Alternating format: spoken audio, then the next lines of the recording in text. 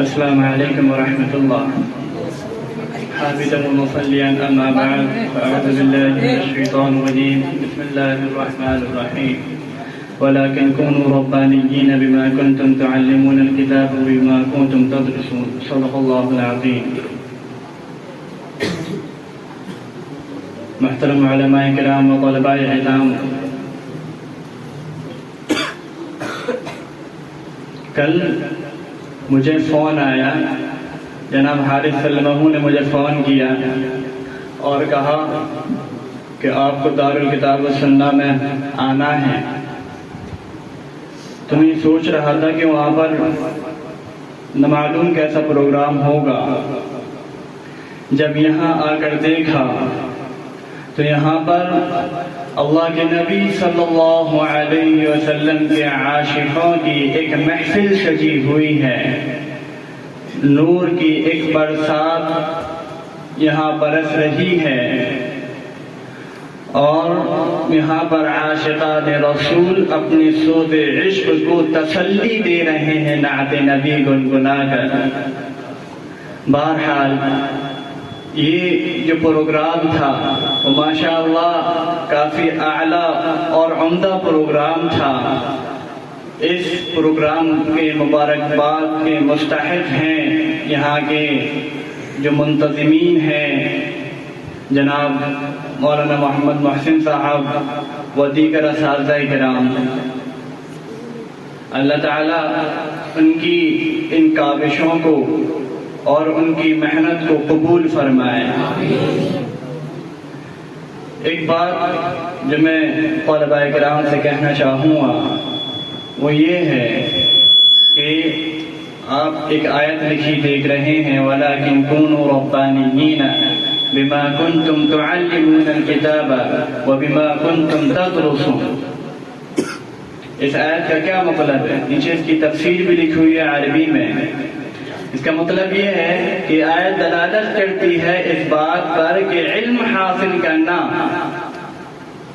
اگر علم انسان کو ربانی بنا دے تو وہ علم ٹھیک ہے، اور اگر اس مقصد کے علاوہ کے لیے علم حاصل کیا فرمایا کہ اس نے بیکار کوشش کی، ضاع سعیہ، اس کی کوشش بیکار ہو گئی، وخاب عملہ، اور اس کا عمل نقصان میں ہو گیا، اس کا عمل بیکار ہو گیا. یعنی ہم جو پڑھ رہے ہیں ہمارے پڑھنے کا جو مقصد ہونا چاہیے وہ مقصد اللہ تعالیٰ کی خوشنودی حاصل کرنا ہے، نہ کہ ہمارے پڑھنے کا یہ مقصد ہونا چاہیے کہ ہم پڑھ رہے ہیں کیونکہ ہمارے ابا مولوی ہیں اس لیے ہم مولوی بن رہے ہیں، یہ کہ ہم پڑھ رہے ہیں اس لیے کہ لوگ مجھے مولوی کہیں، یہ کہ لوگ مجھے بڑا عالم کہیں. ہمارا اللہ تعالیٰ کی رضا کے علاوہ کوئی اور مقصد نہیں ہونا چاہیے. اگر ہمارا مقصد اللہ تعالیٰ کی رضا کے علاوہ کوئی اور ہے تو یقین جانیے کہ علم ہمارے لیے حاصل کرنا بیکار ہے، کوئی فائدہ نہیں ہے. ایک مرتبہ امام غزالی رحمۃ اللہ علیہ جب وہ چھوٹے تھے، بچے تھے، وہ اپنے مدرسے میں پڑھ رہے تھے. پہلے دور کے جو مدرسے ہوا کرتے تھے وہ اس طریقے کے نہیں ہوا کرتے تھے جیسے کہ آج کے دور میں جو مدرسے کا جو نظام چلا کرتا ہے وہ یہ نہیں تھا. تو جو مدرسے کا ناظم تھا، جو نظام چلاتا تھا، اخراجات وغیرہ برداشت کیا کرتا تھا، اس نے سوچا کہ چلو ایک مرتبہ مدرسے جا کر دیکھتے ہیں اور دیکھتے ہیں کہ طلبہ کس مقصد کے لیے پڑھتے ہیں. تو وہ مدرسے گیا اور مدرسے میں جا کر اس نے ہر ایک طالب علم سے سوال کیا کہ تم کیوں پڑھ رہے ہو. کسی نے کہا کہ میرے ابا مولوی ہیں تو وہ بھی چاہتے ہیں کہ میں مولوی بنوں تو اس لیے میں مولوی بن رہا ہوں. کسی نے کہا کہ میرے ابا کا مدرسہ ہے، اس مدرسے کو مجھے دیکھنا ہے، میں اس لیے پڑھ رہا ہوں. اس وقت اسلامی حکومت تھی تو کسی نے کہا میں قاضی بننے کے لیے پڑھ رہا ہوں. ہر ایک نے الگ الگ جواب دیا. لیکن امام وہ بادشاہ، وہ آدمی جو نظام چلاتا تھا، اس نے سوچ ہی لیا تھا کہ میں اس مدرسے کو بند کر دوں گا کیونکہ یہاں پر کوئی اللہ تعالیٰ کی رضا حاصل کرنے کے لیے نہیں پڑھ رہا. لیکن جب وہ جانے لگا تو اس کی نظر ایک چھوٹے بچے پر پڑی. تو اس نے سوچا کہ چلو ان سے بھی پوچھ لیں کہ یہ تو پڑھ رہے ہیں. جب وہ وہاں گیا تو امام غزالی رحمۃ اللہ علیہ کتاب پڑھ رہے تھے. امام غزالی رحمۃ اللہ علیہ کو اس کے آنے کا علم نہیں ہوا. جب اس نے آواز لگائی، تھوڑی سی پیر جو ارد گرد لوگ تھے انہوں نے پیر سے اس کو امام غزالی رحمۃ اللہ علیہ کو ذرا دھچکا لگایا.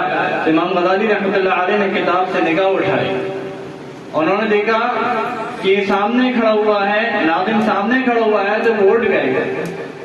تو اس نے پوچھا کہ اچھا بتاؤ تم کیوں پڑھ رہے ہو؟ تو وہ کہنے لگے کہ میں اللہ تعالیٰ کی رضا حاصل کرنے کے لیے پڑھ رہا ہوں. تو اب وہ جو ناظم تھا اس نے صرف امام غزالی رحمۃ اللہ علیہ کے جواب کو سن کر اس مدرسے کو باقی رکھا، ورنہ اس کا پورا ارادہ بن چکا تھا کہ اب مدرسہ کیا کر دوں گا، میں گرا دوں گا، ختم کر دوں گا. تو ہمارا جو مقصد ہونا چاہیے پڑھنے کا، وہ مقصد یہ ہونا چاہیے کہ ہم ربانی بن جائیں، اللہ والے بن جائیں. اگر اس مقصد کے علاوہ ہمارا کوئی اور مقصد ہے تو یاد رکھیے علم حاصل کرنا ہمارے لیے کوئی فائدے مند نہیں ہے. ایک بات اور جو میں اپنے آنے والے ہر کسی طالب علم سے کہا کرتا ہوں، وہ یہ کہ گناہ تو ہم انسان سے ہوا ہی کرتے ہیں، لیکن دو گناہ کبھی مت کرنا. گناہ تو کون سے بھی نہیں کرنا چاہیے، لیکن دو گناہ کبھی مت کرنا. نمبر ایک شرک کبھی مت کرنا، کیونکہ جو آدمی شرک کرتا ہے اس کی مغفرت نہیں ہوتی ہے.